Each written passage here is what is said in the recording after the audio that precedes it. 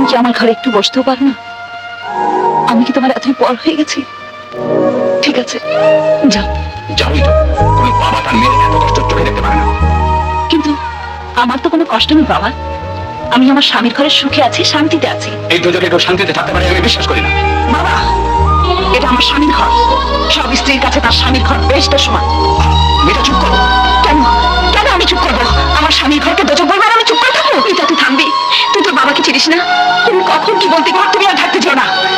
এখন আমার সংসার হয়েছে, আমি বুঝতে শিখেছি। শোনো বাবা, এখানে আমার স্বামী আমাকে যতটুকু সুখে রেখেছে, আমার মনে হয় ততটুকু সুখ তুমি আমার মাকে দিতে পারবে। জাহানারা আমাকে অপমান করবার জন্য কি এখানে নিয়ে এসেছিলে? আমি গেলাম। তাও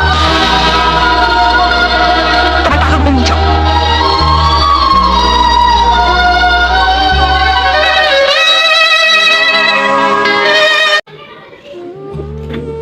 ভালো আছি, তোমরা কেমন আছো?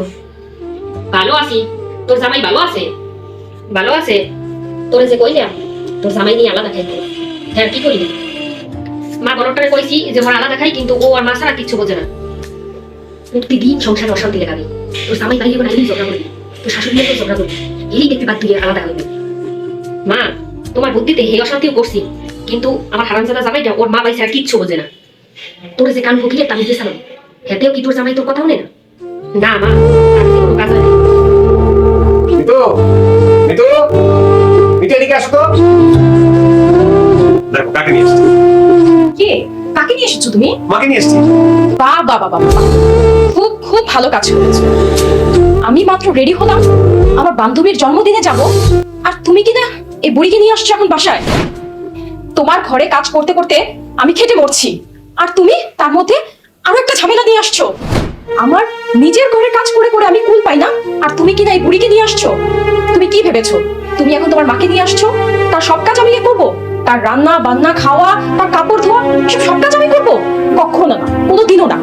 তুমি মনে রেখো, আমি তোমার বিয়ে করা বউ, আমি তোমার বাড়ির কাজের লোক না, যে তোমার বাবা মা তোমার 14 গোষ্ঠীর সেবা যত্ন আমি করবো।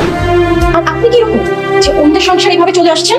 আর শোনো, তুমি কি মনে করেছো তুমি তোমার মাকে নিয়ে আসবে আর আমি তার সব কাজ করে দিব? না, কখনো না।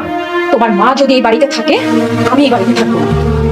এবার তুমি বেছে নাও, তুমি আমার সাথে থাকবে